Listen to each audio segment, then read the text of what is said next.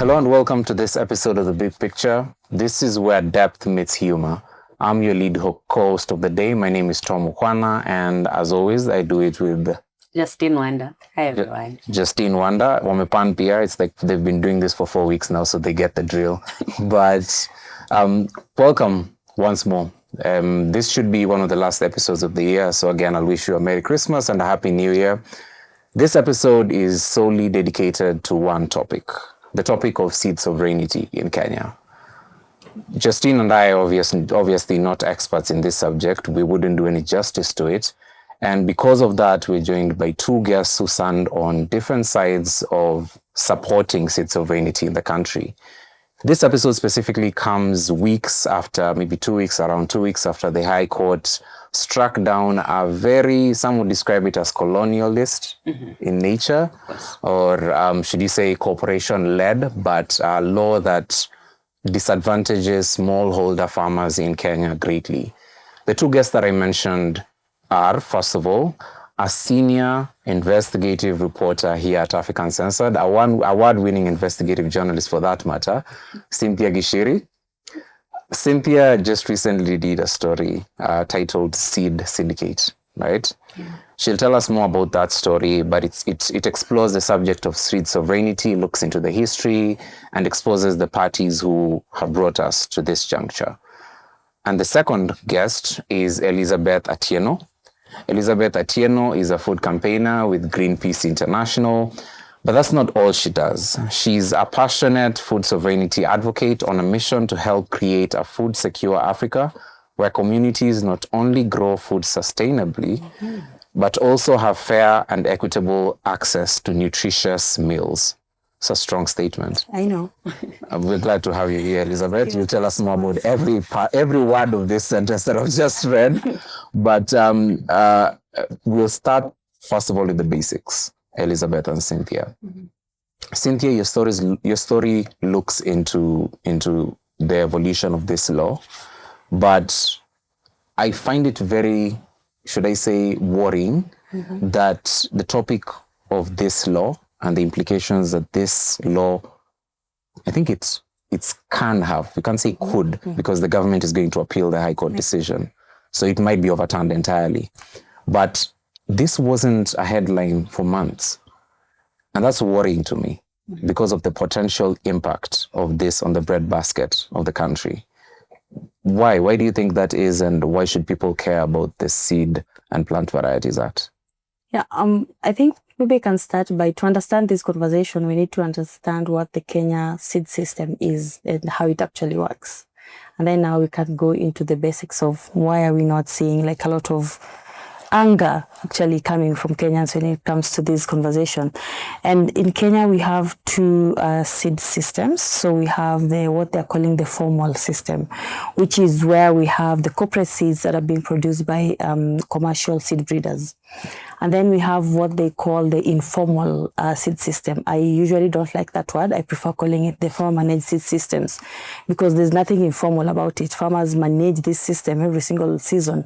They just don't do it from Nairobi in the offices. So I don't think it's fair for us to call it informal. So I refer to it as farmer managed seed systems.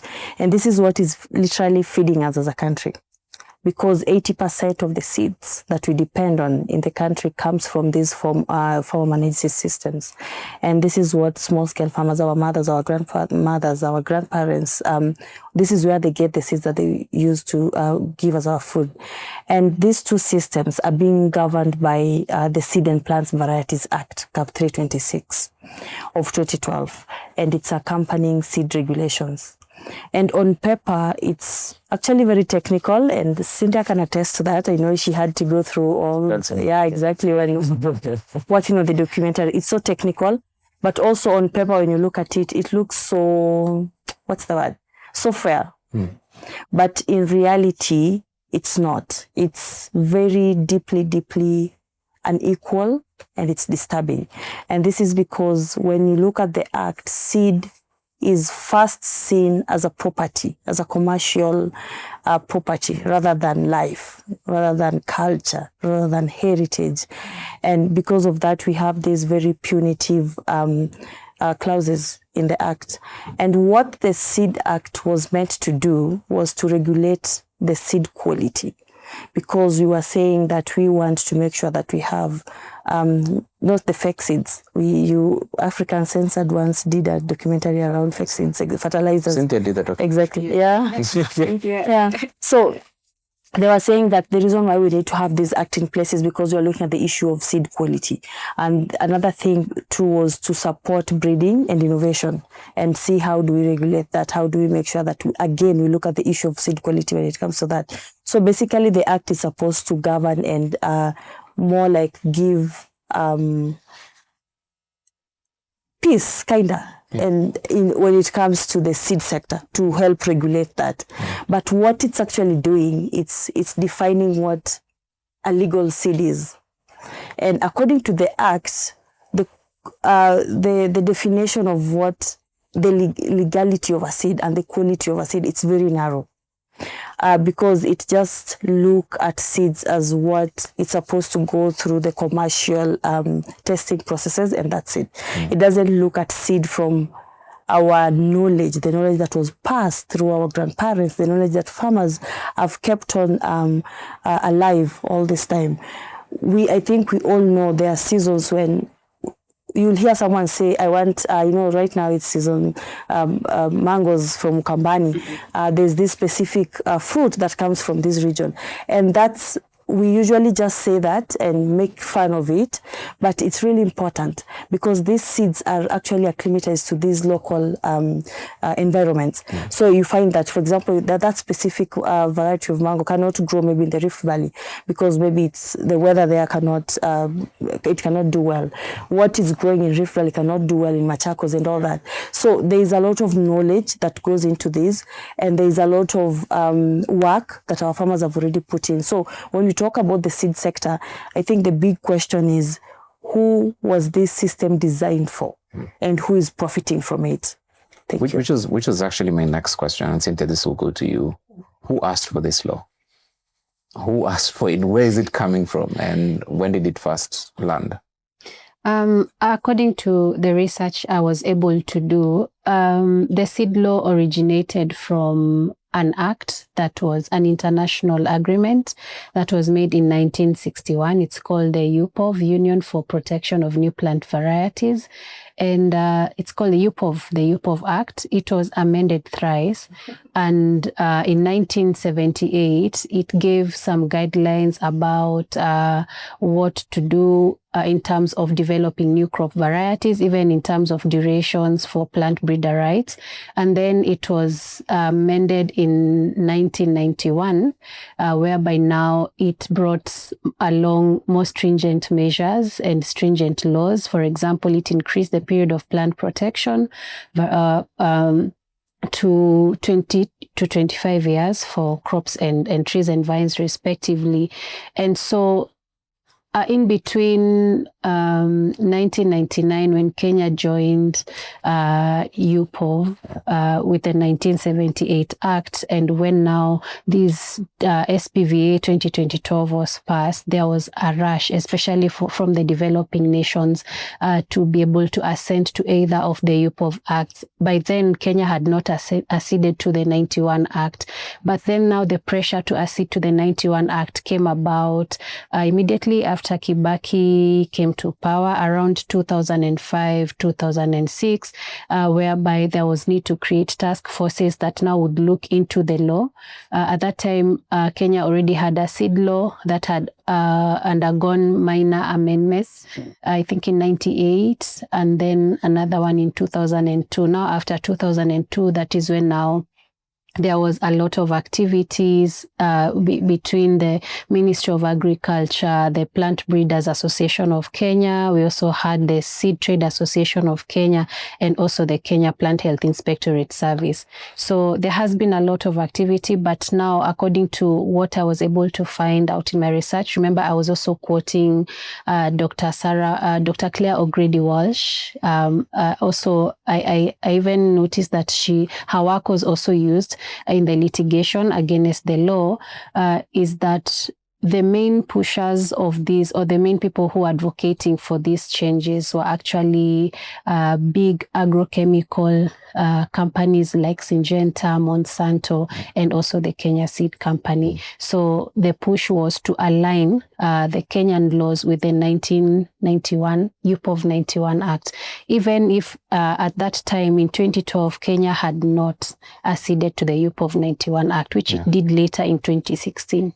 Yeah. I'm going to ask a question that is very, I don't know how you take this, but I appreciate being direct. The question everyone will want to ask is, what was President Ruto's role in this? Yes. No, I'm joking. Very the only thing I can No, but seriously, Justine. Cynthia, in your story, you mentioned that at the time he was Minister for Agriculture, he played a role in this act landing in Parliament. But farther away from him, a lot of committees were also involved. Yeah. What was the political influence or interference with this law? I got an opportunity to interview the former MP for Naivasha, John Mutudho. At that time, especially in the 10th Parliament, that was from 2007, he sat in the Committee of Agriculture as the chair. And so during this time, also Dr. Claire O'Grady writes that is when Task Force 2, the recommendations that were put forward by Task Force 2, that is when now they began pushing them, especially to the members of Parliament. So one way in which these lawmakers were involved is they attended meetings that were meant to kind of lobby for the passage of this law. And there's one particular meeting that Dr. Walsh notes in her book that was it was on 25th, 28th of September in 2006. And then after that, now, when Ruto got into government as the Minister of Agriculture in 2008, he was able to fast track 2 subsidiary laws. I think I was able to jot them down. So the first one was the Seeds and Plant Varieties Regulations of 2009.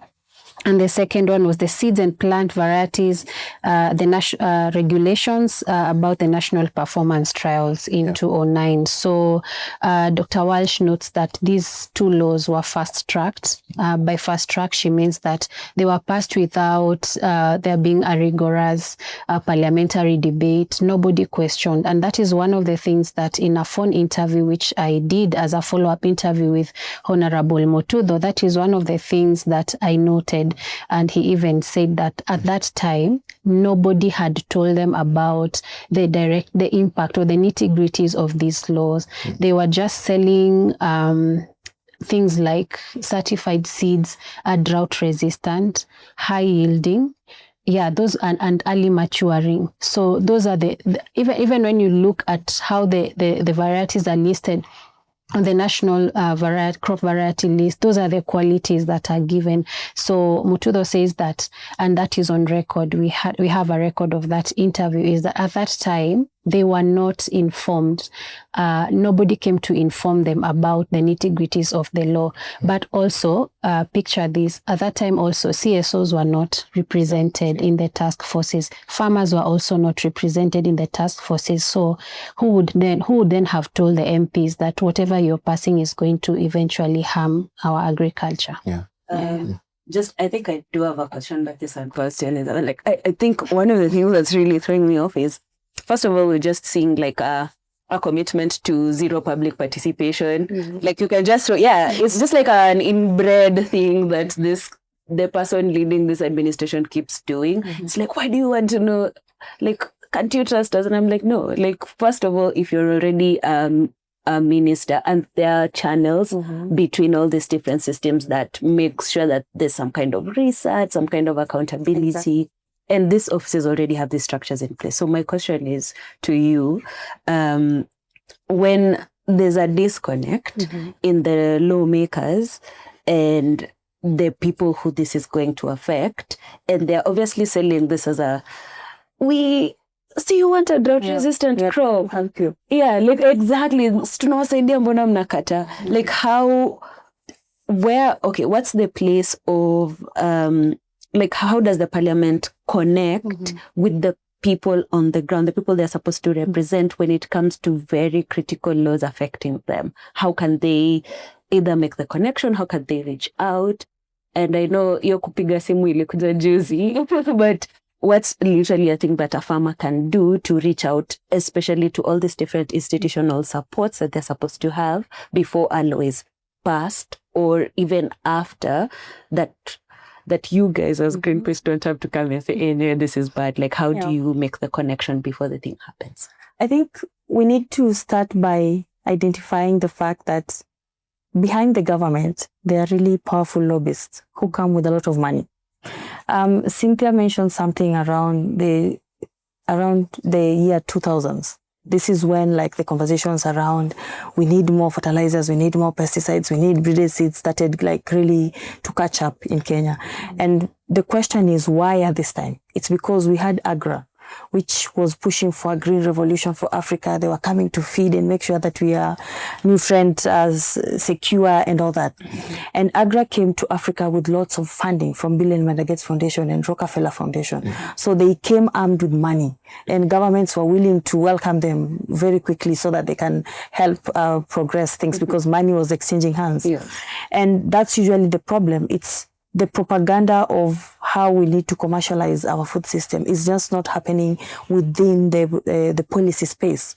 It's also happening out here.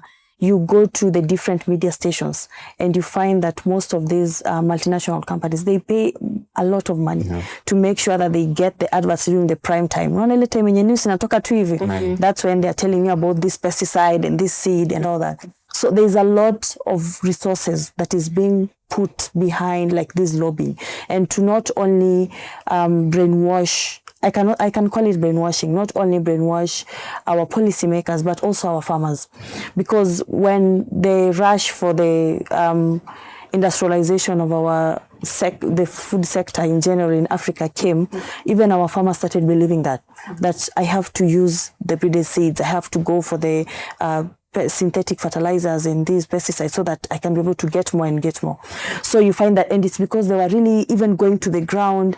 They have people on the ground who are taking farmers through trainings, who are giving loans and credits and all that.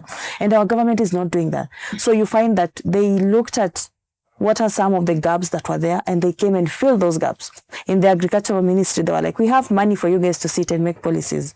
On the ground, we have extension officers who can help farmers do ABCD. So you find that they go down there and they're armed. They even have offices at those small towns where you find that a farmer will tell you the last time they saw an extension officer from the government, they can't even remember.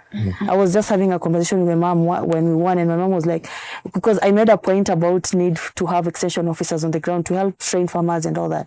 And my mom was like, are they still there? Do they still exist? Because they don't even go there. If you want to get an extension officer, you have to go to the county office, you have to pay for their transport and all that. So the problem is pay for their transport. Yeah, exactly. If you don't do that, they don't come. See, when you call them to something. Yes, exactly. It's like Kenya police. okay. So you find that there are gaps, and these people saw the gaps and they came and filled it. And they were not filling it because they cared about us being food secure. They were filling it because of the profit that they get when it comes to this. So there is an opportunity for even small scale farmers to be involved in this process. And one of the key things when we initially came across this story and we were doing community engagements, we realized that farmers were not even aware that this was in place. Farmers like, where, how, when? So nowadays, at least there's that, there's public participation at the county level, and we keep on encouraging our farmers to make sure that they're there. When you go to the county level, one of the sectors that gets the biggest chunks of the budgets, it's the agricultural sector. In most counties, because they keep on using this phrase to say agriculture is the backbone of our county. Agriculture is the backbone of our county. But where does that money go? Does it go to supporting farmers? That is go to support these community seed banks that we have. Why do we have to depend on a seed that has come from the lab when we have 20 years, 30 years, 40 years of knowledge that has gone into these seeds? And there's also this conversation and this assumption that indigenous seeds are inferior to the breeded seeds. That is not true. They actually use indigenous seeds as the primary resource for their own seeds. So they go and look at the different characteristics. No, they don't. That's the thing. And that's why we had a problem with the act, because it does a very good job to protect the intellectual property rights of breeders. But when it comes to the rights of farmers and everything, it's quiet on that. There's nothing there. So the law looks at seed as something that can be owned, can be protected, can be restricted. So that's why they do a very good job to make sure that we have these intellectual property rights. It's like when you say you have copyright for music or a trademark for a name or a logo, you cannot do that with a seed.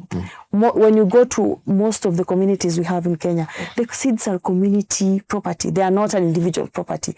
Actually, even communities identify by specific seeds. Hii inakuanga yetu. Ukienda hivi Njahe and all that. Like, you just mentioned some seeds and people already relate it to a specific tribe or community. So why, instead of doing a very good job to make sure that we are protecting the breeders, why are we not protecting our farmers? And one of the big arguments that the government had around having this act, they were saying we are looking at the quality of the seeds, we're looking at the issue of food safety because of diseases and all that. You don't have even one fucking, I'm so sorry about that. That's fine. You don't even have 2 extension officers to help with community training, community education. And then the best you can do is to criminalize farmers. You can't do that. You don't even have a budget for community seed banks. There are community protocols. Our neighbors, for example, in Uganda, they're doing a very good job when it comes to community training and community protocols to do, they're calling it, Francis used that word in your community citizen science. Exactly. Those are the opportunities. Those are the places where we're supposed to take our money. We have gold and we are giving away our gold to get something that is not working. And I don't know if, Cynthia, you can also attest to this. When you talk to most of these farmers, they tell you that it's a really bad cycle of debt. You have to buy these seeds, you have to buy the pesticides, because they tell you, even when you go to the agrovet, they tell you, hii seed ukichukwanga inaendanga na hii pesticide or na hii fertilizer. So they have to get all this, and then why are we not seeing food insecurity go down in the country? Why? Why are the food prices going up and up and up if we are really like supporting our farmers to produce more? So I think right now, the best weapon that we have, especially at the local level, are those public participation spaces.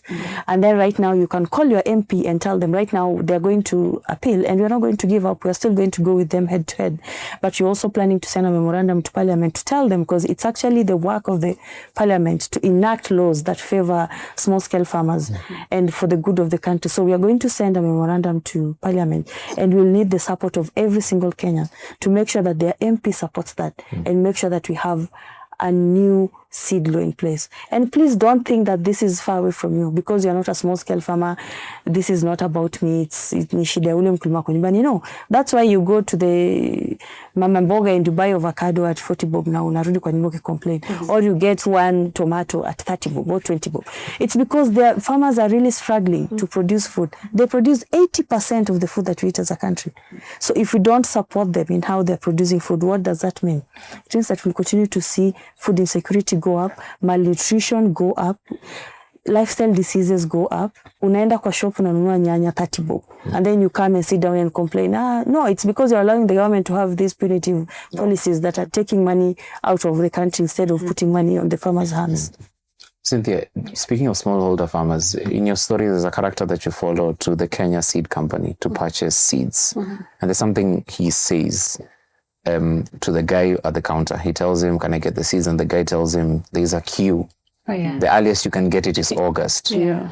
There's a queue to get seeds to plant. So that means that farmer cannot plant those seeds at that time, even though they need it, which is mind-blowing to me. Yeah.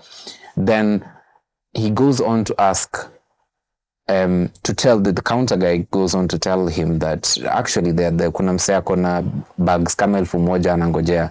Then the guy responds and asks him, so what's the place of smallholder farmers when there are people who can buy at a scale such as that?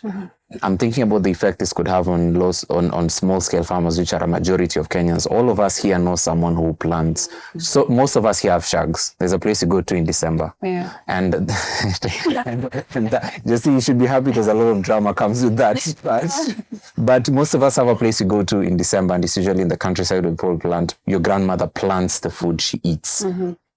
what could that do to a regular farmer, Cynthia? And if this law stayed, because it was enacted and stayed for a while, it was implemented for a while, what would that change about the way your grandmother farms? Okay.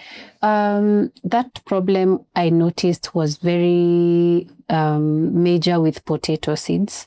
One thing I noticed in my investigation about potato seeds is that the suppliers are they are located at very distant and very rural regions, like regions that are known to produce potatoes.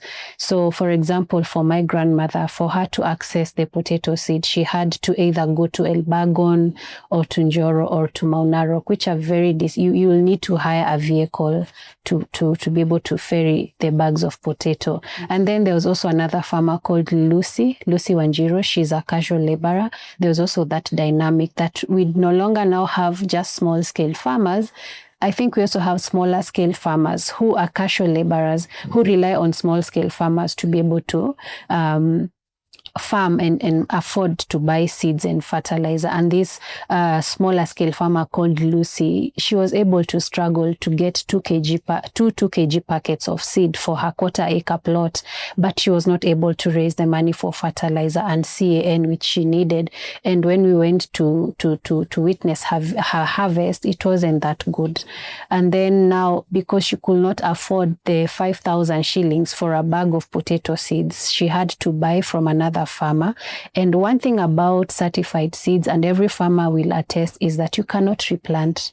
It's not like the indigenous variety. I remember when I was growing up, when we were helping out my grandmother in the village, there were some varieties of maize and potatoes that she would save as a seed for the next planting season. So with the certified seeds, you cannot do that. You will not harvest a single thing. So it's engineered to have you come back all the time. Yeah. Also illegal. It was illegal for you to replant without permission. Yeah, actually that is in Article 23 of the law. It prohibits the use of a harvest of a protected variety as a propagating material.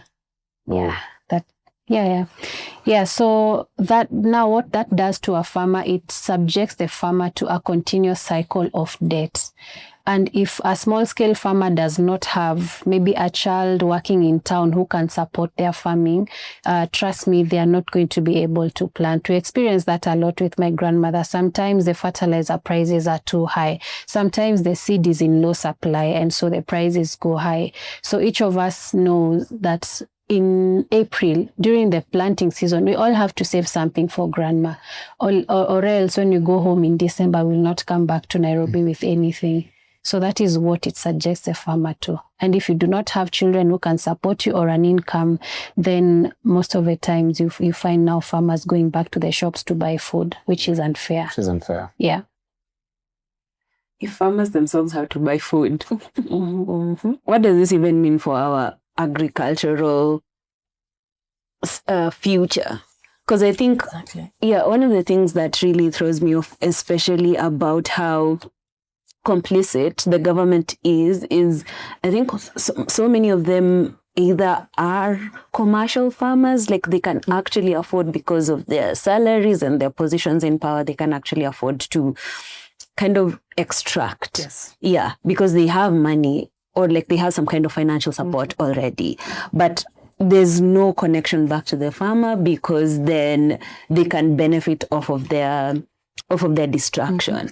And my question would be then, who is really profiting? Like, who is really profiting? Because I think also the chain has to go further. Like, nani anachukua hii power yote from farmers, and who is then now making the money, and who is also dictating it? Because I know you've mentioned the agrochemical companies and everything, but I would like some kind of structure who is benefiting from the lobbying side, and also from taking power away from farmers. Yeah. And I think this will go to Cynthia too, because I think I want to hear from both of you, because like there's a part of the documentary you did where there was this long list of like people registering their names against certain seeds. That's why I'm very curious to know who's profiting. So I think Cynthia will go first, and then Elizabeth. Okay. There are different types of seed breeders. I think at the top of the food chain are the seed breeders, because for every 1 kg of seed you purchase, they get a certain percentage for 20 years. Let's take an example of maize. Lucy bought a packet of the 6213 variety of maize. It's registered under Kenya Seed Company. So at 550, there's a certain percentage that Kenya Seed gets from every farmer. So you can imagine maize being a staple for Kenya, a Kenya staple food. How many kilograms of maize seed are purchased every year? So you do the math, and it's not just maize. Kenya Seed, I think, also owns a number of seed varieties. Now we go to potato. You'll need 16 bags for 1 acre of the, let's say now, the variety that we featured in our story, the Shangi variety. It's very popular. And one of the things I was told by one of the characters called Njuguna is that the farmers do not decide what they want to plant. It's the brokers who tell them, if you plant another variety, we will not buy. So we'll only buy this particular variety because it has desirable qualities. So 16 bags, each bag going for a minimum between 4,800 for the best quality seed and 5,000. You can imagine how much, even if it was just 5%. And you had this vendor telling us that he had a queue of 20,000 farmers. And there are farmers who are buying as many as 600 bags, 1,000 bags. How much money are they getting? So I was also able to look at the database. We have 175 certified seed merchants. Those are the ones who are controlling the seed trade in the country. 175, which include the conglomerates and also public universities also getting into the business. Wait, universities are in the business of what they say?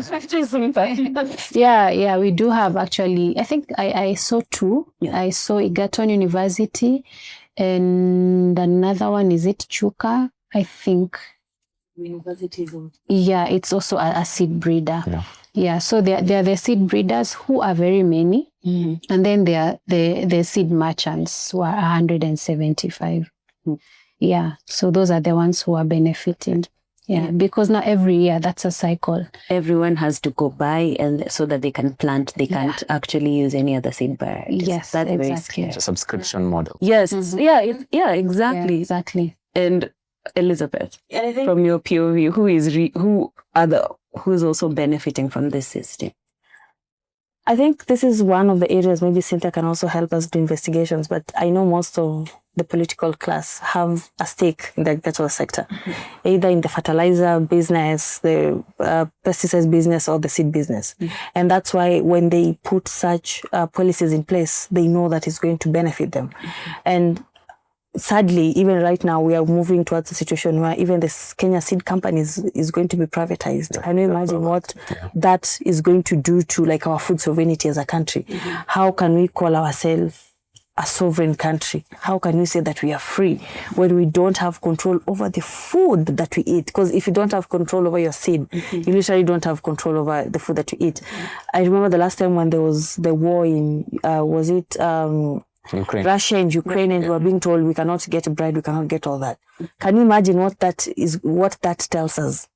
It means that with the direction we are taking, we are going to get to a point where we will not have control of our food. So if our neighbors, not even our neighbors, if people from miles away decide to fight and close their borders, then we are not going to be able to produce food because there are not going to be seeds. And we saw the situation where farmers are literally looking for specific seeds because they've already been used to using these breeder seeds. So does it mean that tomorrow when COVID-20 or whatever happens, and then we have already sold all our seeds to especially multinational companies, does it mean that we're going to sit here and not eat? Supply chains, if they interrupted. Exactly. Does it mean that, you see, it means that we are losing something so very fundamental as a country.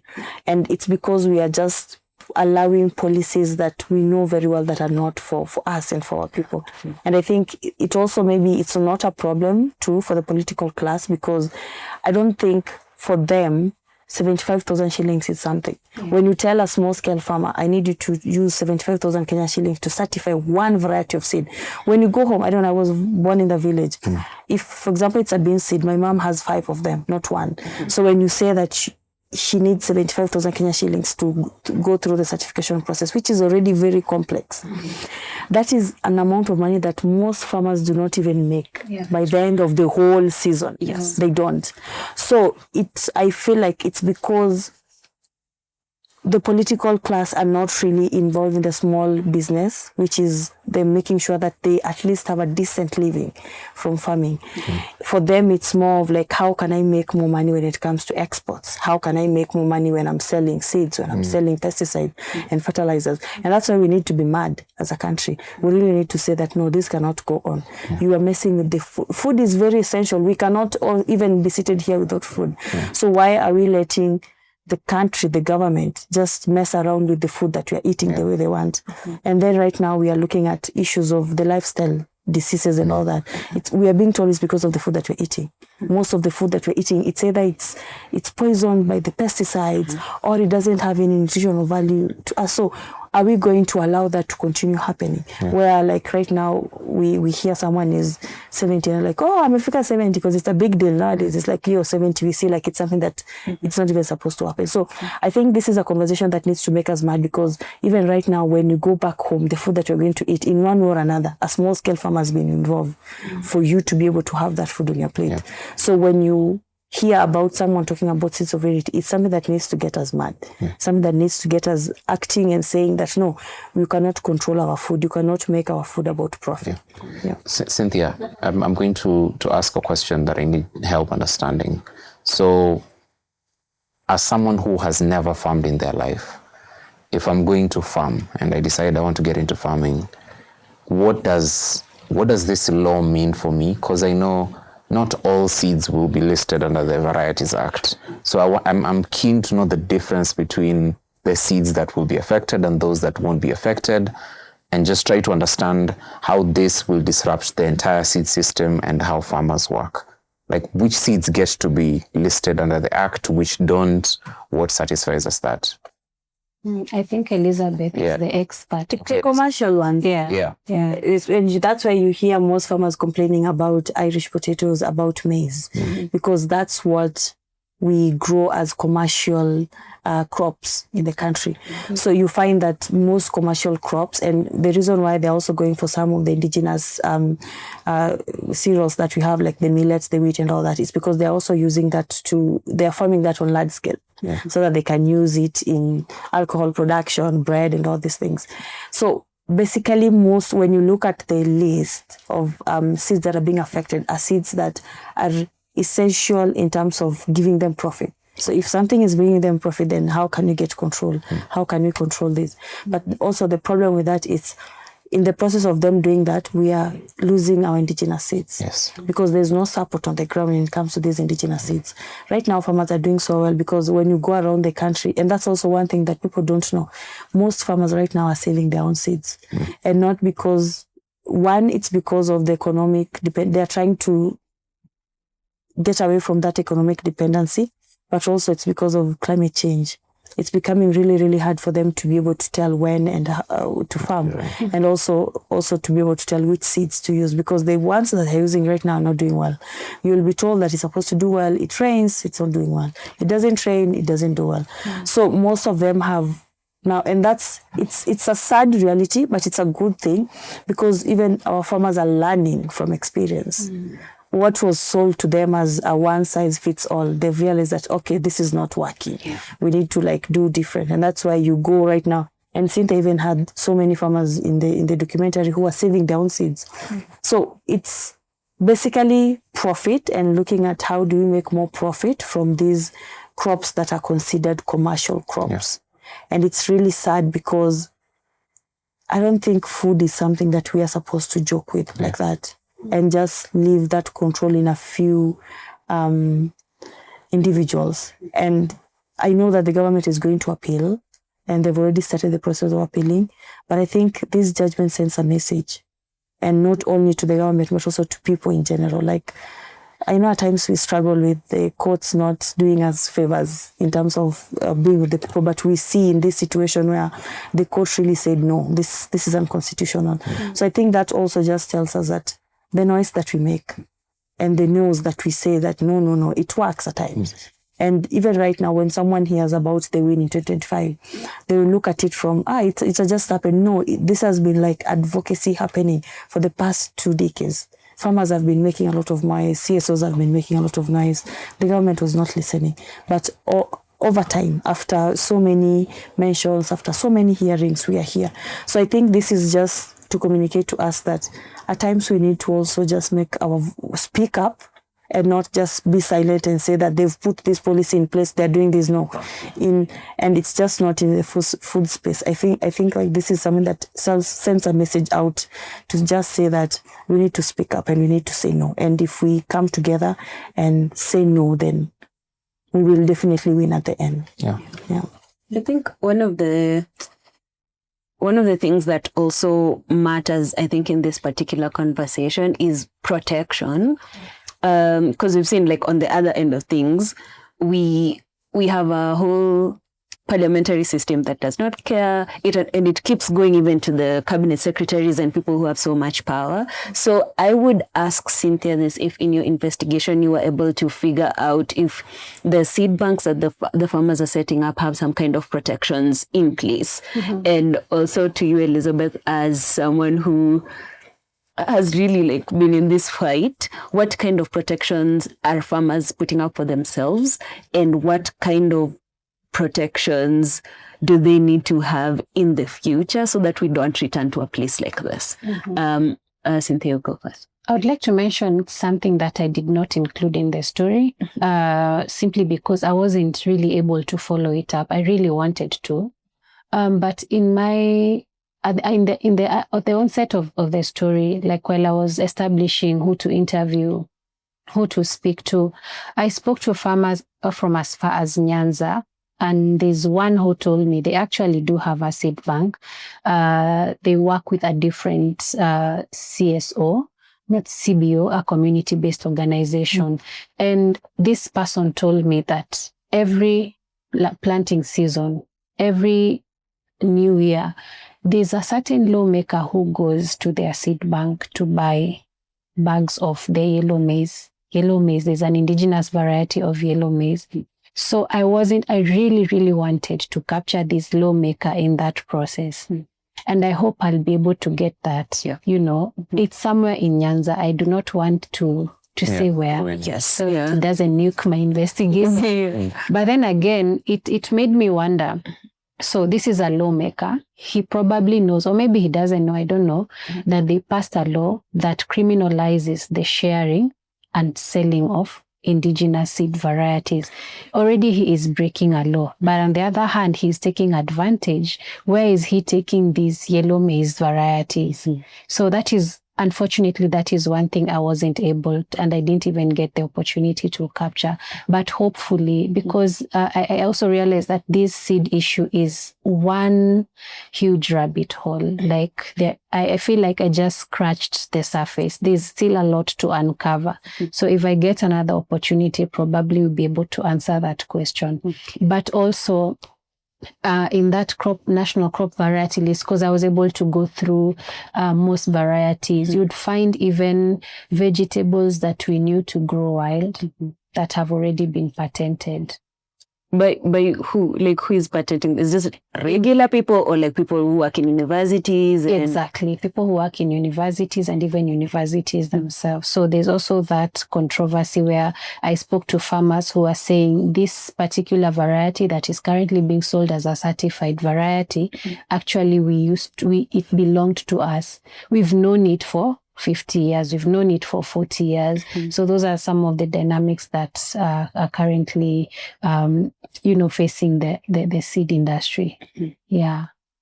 So as part of the litigation, one of our key asks and why we wanted that amended is because the government was saying that indigenous seeds are mentioned with the act. But mentioning it and defining what it is without protecting it and having specific clauses to protect it is basically erasing what indigenous seeds are. So that is one of the reasons why we were saying, no, we need the government to have specific clauses to say that this is how indigenous seeds are we are going to protect them. And currently, I'll go back to what I was saying, people power. That's what's working for communities right now on the ground. They come together, they work on their seed bank and they protect it. And at the county level, there's also been a lot of support from the county governments when it comes to the community seed banks. And we are seeing a very good example, like the seed bank that you covered in Nakuru, where Francis Seed saying. Yeah, exactly. You find that the county government of was in one way or another, the Minister of Agriculture supporting them. So it's like, yeah, we are going to protect you, let you do what, but that's also the thing. If there's no law protecting me, then when I'm in the matatu carrying my seeds, going to sell or doing whatever, the KFIS inspectors can stop you and they can seize your seeds. So you see, like, there's also word of mouth, but there's the actual harassment that goes into like us not having protection in the clauses that protect the farmers. So even right now, well, I can just say it's people power. They're just doing it. They're coming together, and I've said there's that point where you need to go and educate someone about something, to tell them sigara inaua ama pombe inaua. But there's that point where someone has already experienced it themselves and they're like, oh no, this thing sikuzi kifua yangu sikumove vizuri ama whatever, you see, whatever. You can say exactly. So you're more aware that this is dangerous. Yeah. So like that's where most farmers are right now. They've gone through these seasons. They've realized it's more like me being dependent on these people and less of like me empowering myself. Because if you look at the documentary, you see even the lives of these small-scale farmers. Even to just afford a decent living is a problem. And these are people who wake up every single day to go to the farm. So I think I can say time has also done us justice, which is wrong. But now because our government didn't want to, time has also done us justice because farmers themselves are experiencing the climate change. You heard even the documentary saying, this time mvua imekuja mapema, ama mvua ikukuja. So they're actually experiencing this on the ground. So it's less of us telling them that this is actually going to affect you like this, and you need maybe the adapted or resilient indigenous. They already know because they're experiencing it. And people power is working. That's why we are saying we need this law to be in place so that we can also the farmers can call the county governments to recognize, to budget for these seed banks, to support these seed banks at the county level. There's a part of this conversation that I want us to focus on, mostly because I know we touched on it, but I really want us to get into it. Why should people care? It's something that should be the biggest news in the country that law didn't make it through. But then the government is even appealing it. Yes. That's a horrible show of, I know. of just interest in making things work. What do you think needs to be done for not only media, but then in general? What's missing in that whole chain of communication? Is it that this is such a tough thing to understand, that seeds being patented, like the regular person doesn't know what patenting is, but then what I'm failing to understand is what can we do in this conversation right now that you think hasn't been done yet, A, and number two, what can we do to make this a big story, apart from Cynthia's story, which is massive in itself? What do you think can be done, and why should people care about the Seed and Plant Varieties Act as it is right now? Because what I'm afraid of is the government appealing, because we've seen them appealing things and things being overturned. I don't know which law it was. I think even the housing levy. And all of this had to do with public participation and the missing public participation link. And also it's like, you don't have a choice, you just have to pay. So how, again, just to reference what Tom is saying, like, why should we really be out there up in arms? I was having this conversation with Sid actually in the morning, because we were just talking about how at times this topic looks so technical and hard to relay out here.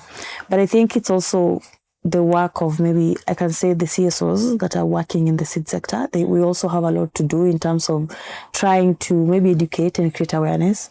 And something happened last year during the maandamano where we just did it was a simple digital push because we were going towards a hearing, and we did some videos that we posted online, and in a week's time we had Occupy Machakos Locals hashtag trending, and I remember at some point we were even like, are we really going to go to Machakos Locals? Because what happens if people actually decide to occupy Machakos Locals? And I think the reason why that works so well is because we really tried to break down the conversation and just make it simple. I feel like at times it's also how we communicate. It's a lot of science, it's a lot of big jargons, and people lose, especially when you start saying sovereignty, someone is like, Sasa, what is that? Sovereignty? I think so. We need to do better in terms of how do we communicate this in a way that will make sense to someone who is going home right now from work. They'll listen and be like, okay, this is actually something I need to also see how I can support and all that. So I think for me, I can say, given that I've worked in this space for some time, I can say is telling this story more and more, the way Cynthia has done, just to talk to farmers, capture these and share, but also maybe for people like me who are in the advocacy space, is how do we communicate it to make sense? How do we relate it to the everyday life? Like something as simple as, how does this affect you as a Kenyan? How does this affect your income? Wakishakata taxes zao yenye mbaki nayo, hii pesa itakuwa affected. Can we do that? Can we do that? Can we do exactly I think that? we can. Yes. Can we do that in this conversation? That's the thing. I try to make people understand that. It's like the price of your food is affected when a farmer cannot be able to have access to seeds to produce. Then if she's struggling, we saw in the documentary, if I have to pay 200 more to get maybe a packet of seeds, and then I pay another extra to get the fertilizers and pesticides, it means at the end of the day, when I harvest, at least remember, we have a farmer in the documentary who spends money to produce, which is more than what she usually spends, and then the maize doesn't do as well as she was hoping. So that means that when she goes to the market, minus the brokers, she will try to maybe sell it at a higher price with the extra 200 that she had to pay, so that she can get back her 200. And what that means is, by the time the broker buys the maize from Rift Valley and it comes to Nairobi, you will have to pay more. So in Amanisha, it affects the food that you eat every single day. And that's why nowadays you go to the supermarket and you have 1,000 bob and you look at your cart and you're like, did I just spend 1,000 bob? 1,000 bob. So it's as simple as that. It's as simple as our food prices are going to be high. And apart from that, we're also going to get to a point where access to nutritious food is going to be a problem. Yes. Because access to nutritious food is going to be a problem because we are losing our indigenous seeds. And these indigenous seeds, they have quality when it comes to the nutritional value. So when we lose that, it means kesho ukienda hosi unaambiwa you have this, you have that. And it's because of how we are producing food. Just a month ago, I had a conversation with a farmer who was also using a lot of pesticides in their farm to produce food. Right now, he can't see.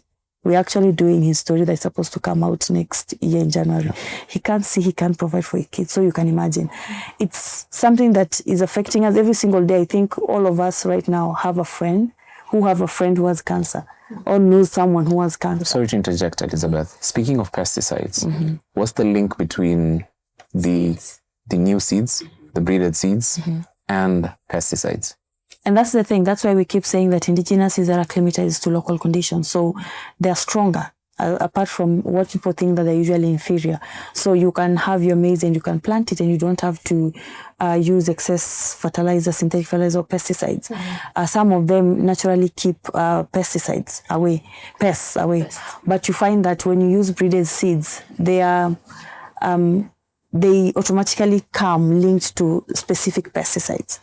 And it's also part of the profit game that they're playing. So they sell you a seed that you can only use a certain fertilizer. And a certain, exactly. A certain output. And they tell you that when you go to the agrovet, they tell you that. I don't know if you got to experience that. They tell you that ukichukua hii seed, hii inaenda na hii na hii.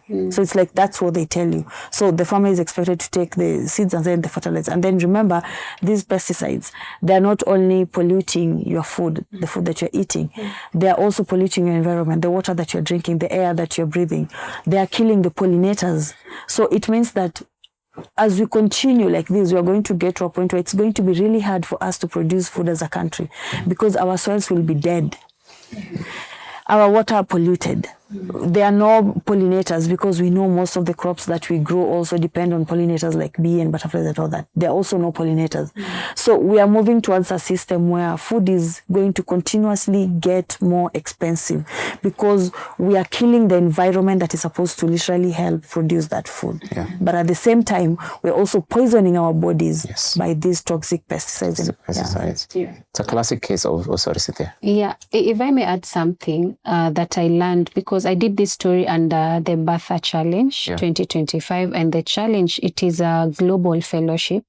We are about 14 journalists from around the world, each of us tackling a challenge in our country. And the challenge was, how do corporate interests and political interests affect smallholder farming in the face of climate change? And as part of the fellowship, there's something called Amplify, where we are supposed to now take back our work to the community. And one of the things that stood out in all of our projects is the need to listen to the farmers as well. Kina Esther, they can do their lobbying on one level, let's say when it comes to the law and the science part of it. But as journalists, are we reporting also what the farmers are saying? Because I also struggled in looking for articles or news items that have been done about seed sovereignty and that fight, and even articles that support indigenous varieties. So are we listening to the farmers? Are we listening to them as they tell us this particular sorghum variety called Alekwe Kal doesn't require continuous rainfall to grow? Just needs one cycle of rain, maybe just once, and it starts germinating and it can be harvested in a short period of time. Are we listening to those farmers? Are we communicating what they're telling us? So I think we also need to listen more to the farmers because they know these things. For example, you will hear that as opposed to the hybrid maize varieties, in our community, there was a variety called Gevigo. And Gevigo, unlike the hybrid varieties where you have to harvest it really quick, if it starts raining in November beyond, the expected period, they start rotting in the farms. But with the Gevigo variety, once it matures, it kind of locks itself, and no amount of extra rainfall is going to affect that variety. And this is also a variety that you can replant. Are we communicating? Are we telling these stories? I don't think we are doing that, because the kind of stories we're telling now is exalting GMOs and these interventions that are threatening the food diversity that we've been enjoying for years. I don't know how old you guys are, but you don't mind. To add to what Cynthia just said, I studied Bachelor of Science in Agriculture in KU. But what I studied in school is exactly what I'm now fighting. I was being told that you have to commercialize, you have to. So you find that it's like we are locked in this system where everything is not working for us. The policy, the education system, what we're being taught is good and is supposed to be good. So we are ending up with researchers and scientists who also are exactly that. You see, it's GMO, it's the good thing. So I think it's kind of web of so many things that are set to make us fail and continue to have our food controlled by corporations. But I think having conversations like this, that is what gets us to really understand why we need to say no, why we need to change some of these things. So I think constantly telling the story and making sure there's that back and forth. We are listening, but we're also telling the story so the farmers can also hear from other farmers, hear from maybe research in terms of policy, their role at the county level, what can they do, how can we work together to help. So I think it's just making sure that we have that back and forth communication in terms of sharing information. I like what you just say right now, because then as someone who's studied this, as someone who has background knowledge on what it takes for agriculture to work, and obviously it's a learning process, and I'm realizing a lot of knowledge systems that do not care about the farmers, Cynthia say, it's like you are a farmer, you know this, but like unajua nini. It's almost like you're disregarded so someone can sell you a product. Exactly. And so my question would be like, what's a possible scenario that would make the laws that are in place work? Or like how, not just to counter them, but like from someone who has agricultural knowledge, like from the point of a farmer, from the point of someone who's studied in the formal system, like you would say, how do you make the laws that are in place work, or how do you restructure the laws so that they work? Ama sisi ni mahita to just because it depends like the system that's in place. Yeah. I think the first basic one is making our policies or our laws with the farmers present. And that's the best thing that the Constitution also asked for, public participation, as basic as that. If we are saying that we are making these policies for them, to support them, to help them, to do all that, are they in the room? Are they represented? Are we really going to the villages to listen to what they're saying? As something as basic as that. So I think that is one of the places where we need to start from, just being able to listen and make these laws with the farmers, not against them. And also, your point also brings me to this conversation that I was having earlier, that regulation is necessary. Because regulation also helps to look at the issue of food security, food safety, and also quality. But bad regulation is harmful. And in our case, as a country, we are having bad regulations. And we continuously see this in the different agricultural bills that we have. And someone also asked, why now? This thing was passed in 20 whatever. Why were you guys just complaining now? But it's because you remember in 2017 when President Uhuru, I think, was trying to get another term, they came up with the Big Four agenda. And the Big Four agenda, one of the key goals was food security. And when we look at what they listed as what they wanted to do under that was to increase production of food, to reduce imports, to support small-scale farmers with inputs and all that, and also to look at the issue of malnutrition. And when they said that, they were looking at it from a commercialized point of view. And as a result, 4 years later, we were now seeing where government was giving subsidies to now the breeded seeds, the fertilizers and all that. That's what government was giving subsidies to, and even giving farmers and all that. And as a result of that, we got into looking at the different laws. And then we came across the Seed and Plants Variety Act. We came across the Livestock Bill, which was saying a smallholder farmer cannot be able to keep bees if they are not registered. The Irish one was if you are a trader and exporter, you're not supposed to do that if you're not registered, or you pay a fine of 5 million, and it gets worse. So I think during that time the government was so focused on looking at food from a development angle, but not also from a community well-being angle. So we were just looking at the quantity of the food. We want to have more, but is it safe? Is it quality food and all that? So I think that's where we lost it, because we're looking at just having more, because at that time we were dealing with a lot of issues of droughts. But I think what we can do right now as a country is basically just to listen to farmers. Let's make sure that when we are making policies, we are involving them. They have better judgment, because they're the ones who have been doing I cannot even speak for the farmers, because these are people who have been on the ground doing all this work. All this knowledge has been passed to them. So can we do something as basic as making sure that we are involving them in the conversations? And also us, as Kenyans, we can also just, it's our right to participate into these processes. So can we also just take advantage of that and participate in that? And also at the county level, let's just start holding them accountable. We need extension officers. We need infrastructure when it comes to places where our farmers can save their food, can do all these things. So can we also start calling for that? If they're saying our budget is for agriculture is this X amount, where does that X amount go to? So I think we also need to have that role to really question some of these things at the county level, because agriculture is also a devolved function. So can we be able to question that at the county level and just get them to be able to invest into something what's benefiting farmers and us rather than what's benefiting corporations. The corporations. That's really fair point. Even the county themselves can actually have laws in place to protect the farmers in their area. Yeah, Exactly. that's really cool. I'm afraid we get into the home stretch. We need to wrap this up. It's over an hour now.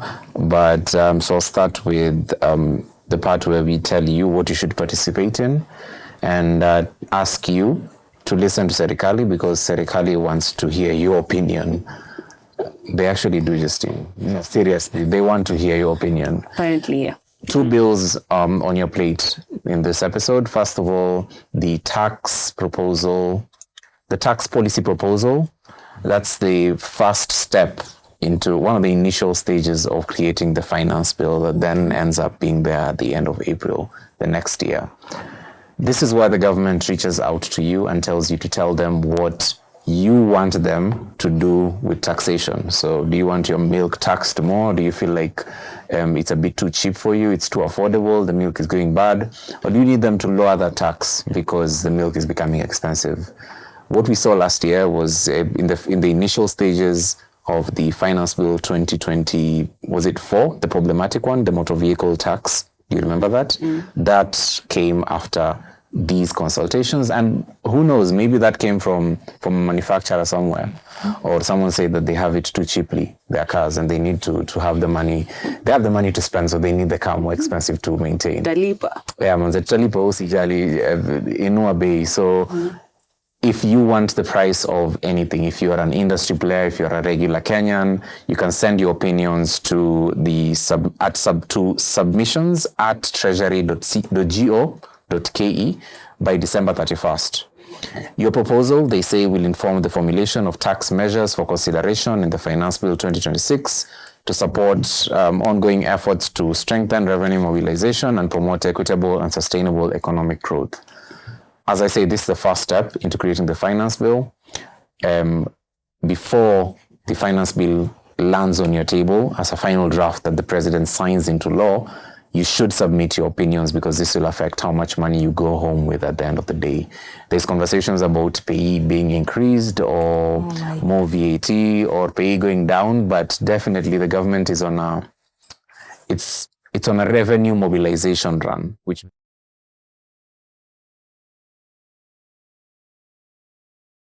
your people. So who knows, maybe the possibility of a more stringent bill landing on our tables in 2026 is possible. We had a weaker, to some degree, compared to 2024 bill in 2025. It was a lot slimmer. It targeted specific industry and also raided the income of people, because it gave KRA access to people's digital transactions. This is why you should care. It's important for you, and the 2026 finance bill will be here in maybe 7 months, and you need to participate. December 31st is a problem because they've only given people 2 weeks to send their opinions. Christmas, really? Imagine, they expect you to, in the middle of the chicken unakula uko shags, to think about what tax they're going to put on you. Usually you have until January 16th, 17th, maybe 20th to submit your opinions, but this time they want you to stop eating your ugali, manze. Last week we also highlighted the autism management bill. It's a Senate bill submitted and proposed into the Senate by Senator Karen Nyamu. She says that, and most people would agree, that a lot of special needs legislation does not exist in the country. It is true that a lot more accessibility needs to be created in schools. A lot more attention needs to be paid to policy making for specific special needs children and adults in the country. But this bill has its problematic parts, and it also has very progressive parts. It's a double-edged sword, and that's why I'm bringing it to your attention so you can read it and understand, especially if you have a minor. And Justine, you and I might not have kids, or Elizabeth. We all might not have kids, but we will in 10 years. So it would be unfair for me to say that this bill should be specifically something that parents of children with special needs should focus on, because it involves all of us. For this one, you have until December 22nd, literally in like how many days? 7 days to submit your opinions. This one, you can submit your opinions to clerk.senate@parliament.go.ke and copy the health committee at healthcommittee.senate@parliament.go.ke by 5 p.m. December 22nd. Submit your opinions. Let your voice be heard. All these bills, both these bills, they are not very specific to industry. They involve regular Kenyans, and you should pay attention to it. Yeah, Justine. I'm seeing here that there is a crow removal for Christmas. Yes. What's up with that? Yeah, we'll get into it just now. So this week on Justine explains it all very badly. So the Kenya Junior Secondary Education assessment results for the pioneering class are out, and congratulations to all the kids for going through the pioneering system of an education system that's very fairly new to the scene. So we all thought that the kids would be exempt from the parading of like who failed and who passed, but Kenya newspaper editors are very committed. You know, they needed people to photograph and they got to it. So some kids, you know, were carried shoulder high, as we've always seen. So I feel like the ground was left out of a lot of celebrations. Some parents didn't know what the new grading system is like because they moved on from the point system to an assessment system where you either get you exceeded expectations, that's the highest grade, and it has 2 bands, and then there's the middle tier bands which is meeting expectations and approaching expectations, and then the lower bands is below expectation. I say below for what? Like below feels very targeted. You know, it could be like tried to get to the expectations. I feel like that would be fairer. And each of these has 2 bands, so most students were graded on a more, will give you like a congratulations for the expectations that you met. And I feel like the more things change, the more they stay the same, because it's kind of like a very long stretched out A to D system. But I'm really hoping that whatever outcomes, that the students are going to get a good education henceforth. Some kids performed really well in the arts, but the problem is some of them want to stay in STEM courses. But that learning process so far is we atujui. That's what the government is going with. They don't know how to restructure that system. And I'm hoping that pivot will work. Private schools obviously outperformed public schools. And obviously, they were going to outperform them because they have a competitive advantage because of the systems that they have, the access to resources like labs and all these teachers and teachers who are actually equipped to teach those learning areas. Unfortunately, for public schools, they're at the mercy of the government, and the government is doing well with small fractions, especially when it comes to money. They're disbursing the least amounts possible. So, and that coupled with the cost sharing approach, which is usually parents who have to cater for the rest of it, and parents are fighting with SHA, they're fighting with every other levy out there. And to quote the philosopher of our times, Femi Wan, wewe na shida za SHA utawezana. And most parents are really struggling on that front. So maybe the 87 shillings capitation that was sent to some school was supposed to perform some kind of magic. I'm really waiting to hear back. So out of the 1.1 million grade 9 learners who finished this particular assessment, 700,000 are going into STEM. Like they're very interested in STEM. This is the science and mathematics part of it, and technology. And they require over 35,000 teachers. And there's a significant shortage in STEM because most of them are even going into aviation, metalworks, like all this difficult, very hands-on approach kind of system. And the government doesn't even have adequate teachers for this.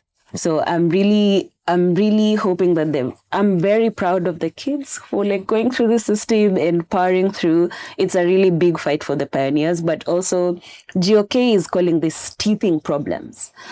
but this is a full-on Kibogoyo movement because you're defunding education, you're paying teachers, like junior secondary teachers were paid 17,000.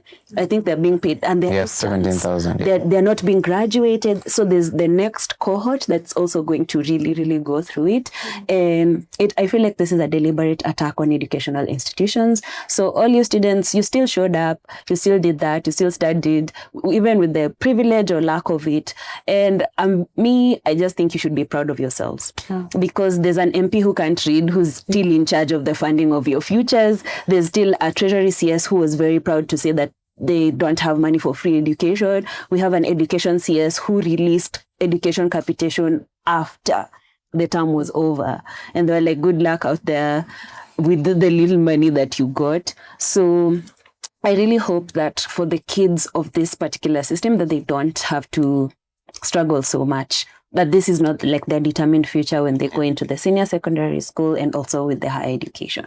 So to my crows, okay, so it's not dear to my heart, but I think it's important. So apparently the hotel staff in coast hotels are really fighting with crows.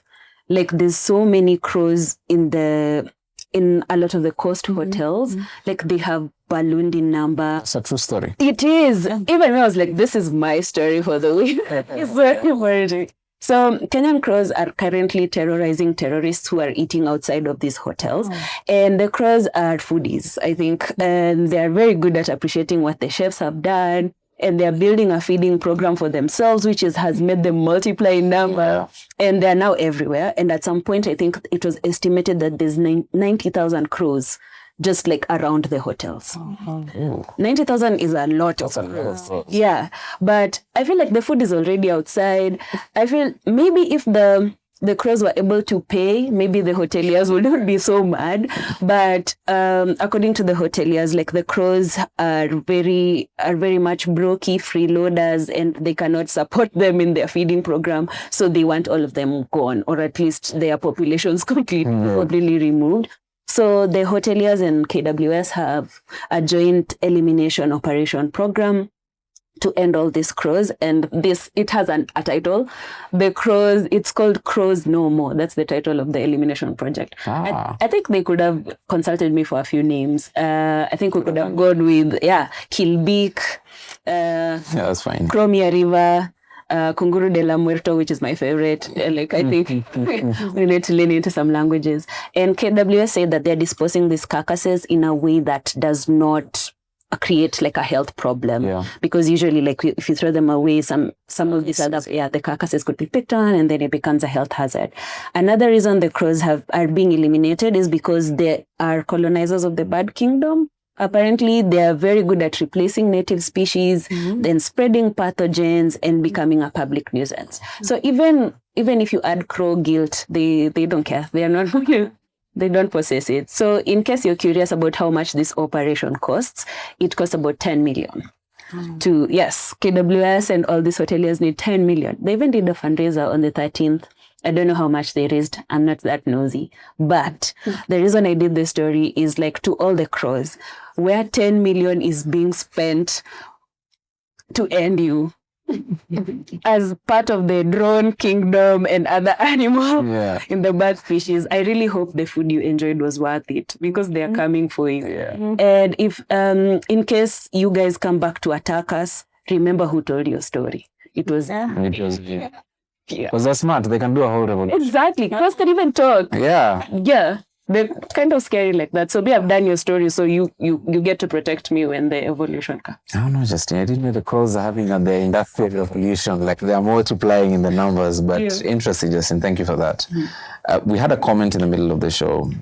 Jonathan Spence says, diversify in what you grow, and he recommends we look up Richard Parkins. And then he adds that feed friends and family first. Anything else is a bonus. And I think that's the philosophy that a lot of people live by. In very, very few words.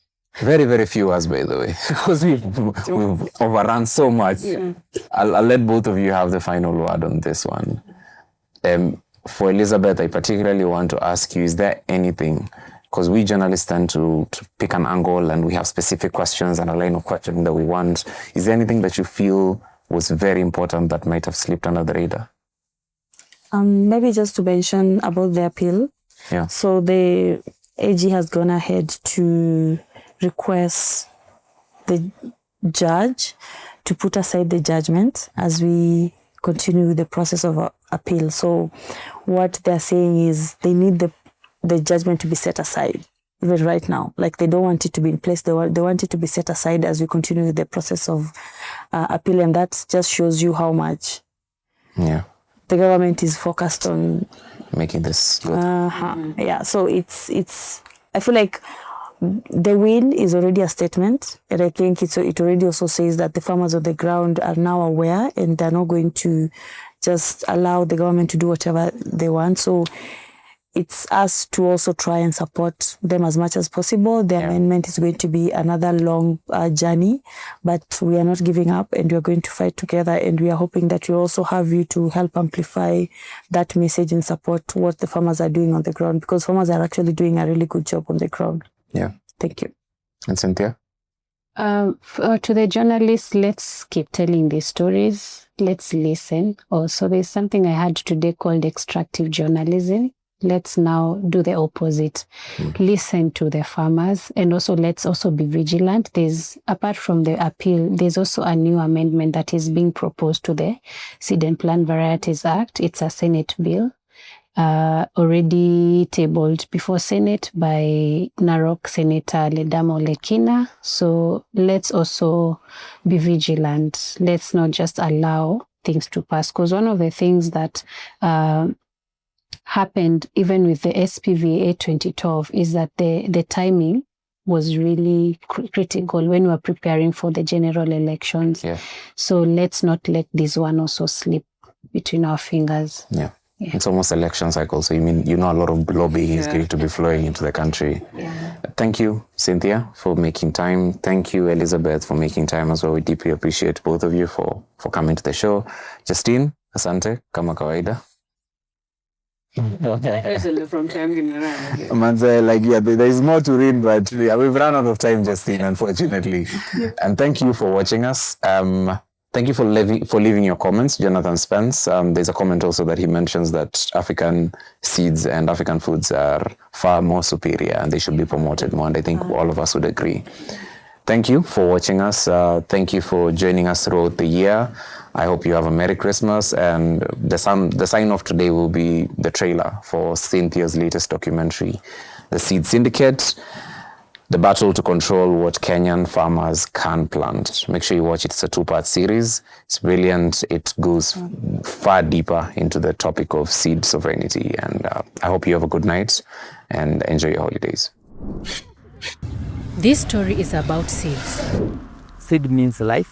Seed means livelihood. Seed means our culture. Naweka mbili. Kuwekea watu sheria wakati wananunua mbegu si vizuri.